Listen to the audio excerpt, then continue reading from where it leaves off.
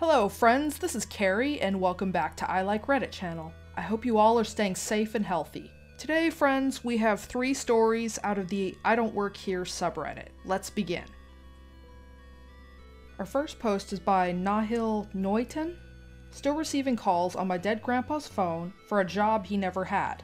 Apologies in advance if this is not the average I Don't Work Here story that ends with an evil entitled supermarket Karen/Chad arrested with cheers and applause from the crowd. Also, I don't live in an Anglophone country, so apologies in advance for my usage of language. My granddad died a few months ago at the very end of September. Everyone in the family was, and still is, very sad. He was beloved by all of us. My mother in particular still hasn't quite gotten over it. For example, she still has his cell phone, always charged in case anyone calls. My granddad knew a lot of people and worked in a lot of countries, so he had lots of acquaintances and friends who still live abroad who we still couldn't track down to tell the bad news. However, other than occasional old friends, most of the calls on the phone come from people seeking legal translations. This is rather weird, since my granddad never worked in such a field. But apparently someone wrote a phone number on the tribunal website of another city, and while it was removed, the number is probably still available somewhere else because people keep calling. These calls are usually quite hard to conduct because many of the people who are in need of legal translations are newly immigrated people who do not in fact speak either at all or enough of the language, but they almost always end up with them understanding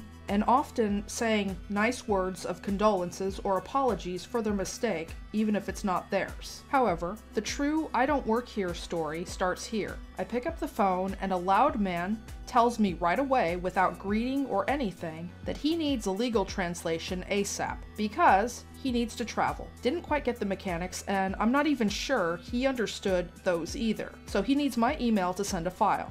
Spoke fluently in the language, with a local accent, clearly one of those sovereign citizens that fit on the best of legal advice, not an immigrant seeking help, not to be kicked out of the country unceremoniously. When he finished talking, I politely told him that he had the wrong number and that he should call someone else. To which he replied, I must be mistaken because my number was on a list. At this point, I was a bit surprised and replied to him that I knew my job definitely didn't involve translations of any sort, nor wasting my time answering an entitled, rude jerk.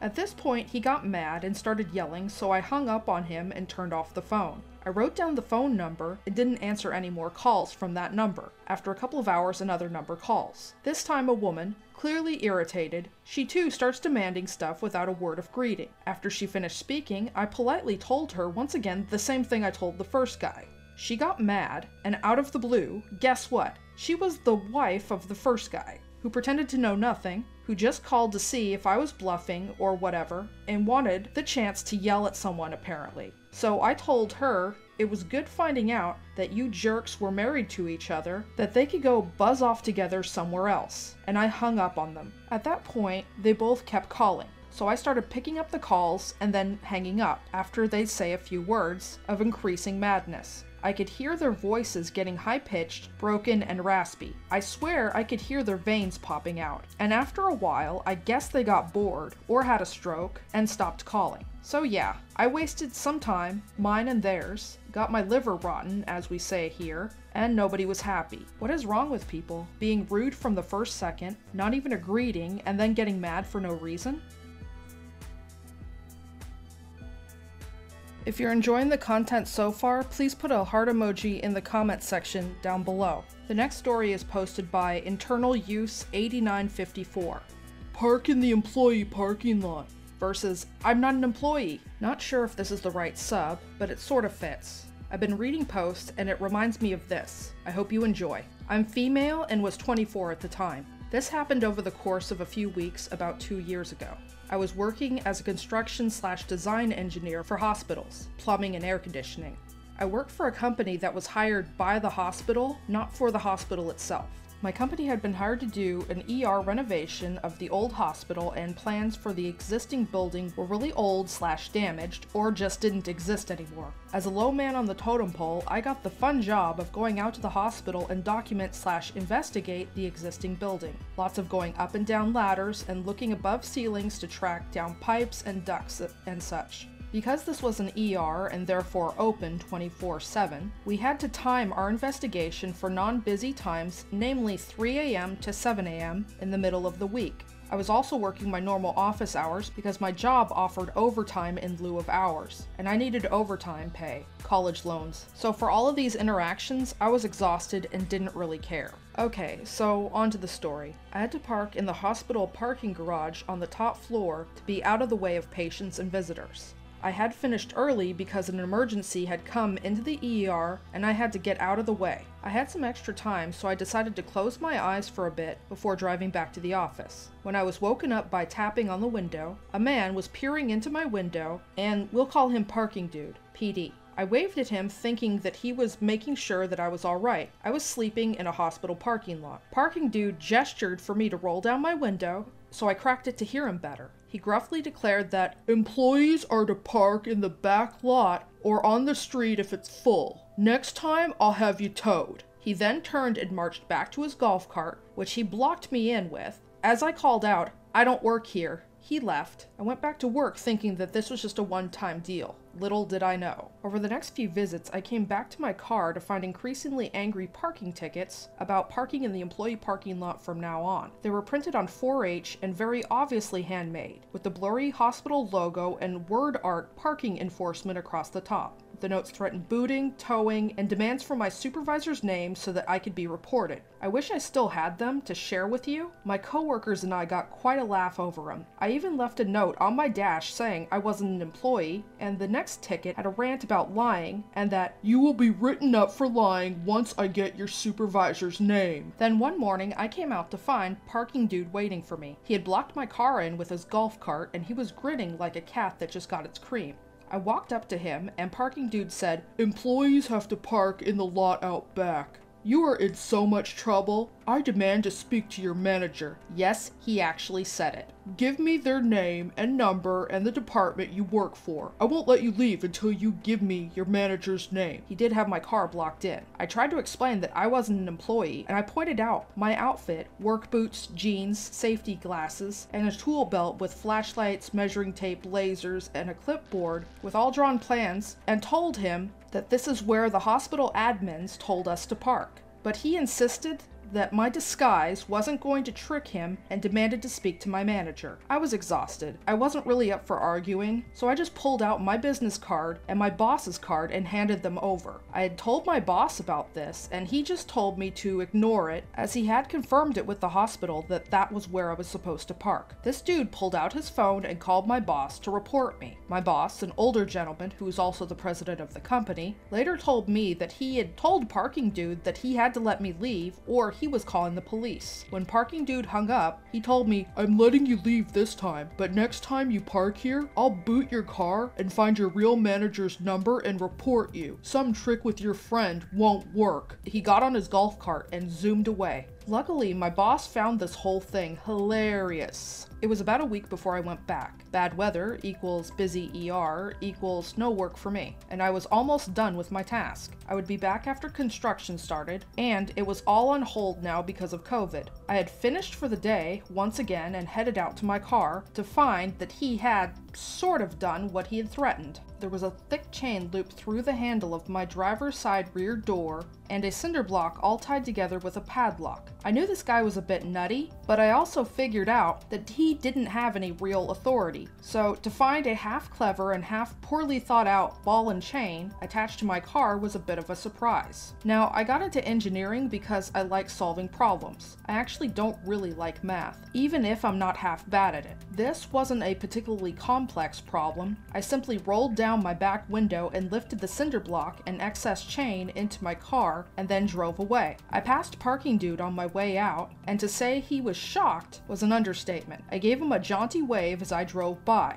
It was a cold drive back to the office with the windows open, but it was worth it to see the look on his face. When I got to the office, I had to go in and sign out bolt cutters, and I was followed out by a parade of my coworkers to see it for themselves. I had to go back one more time. I was eager to see what Parking Dude would do this time after his last plan failed. I came out to find that he had tried the cinder block and chain bit again. This time he had wrapped the chain around the bottom of my wheels a few times and had the cinder block tied pretty close to the wheels and the chain through the handle again. It was definitely chained in a way that would take a lot more ingenuity to get out of. Or a pair of bolt cutters. I haven't returned them to the office, you know, just in case. I cut through the chain, unchained my car, and loaded the whole lot of it into my trunk. Parking Dude must have been harassing another person because he only pulled up as I was backing out of my spot. He blocked my car, again, with his cart and jumped out. He came to my window. I did roll it down to see what he had to say. "Hey, where are you going with the chain? And how did you get that loose? This is stealing." Is it stealing to take stuff that he attached to my car? "I will have your job for this." I never did hear the rest of his rant as I yelled, "Magic! I'm not an employee."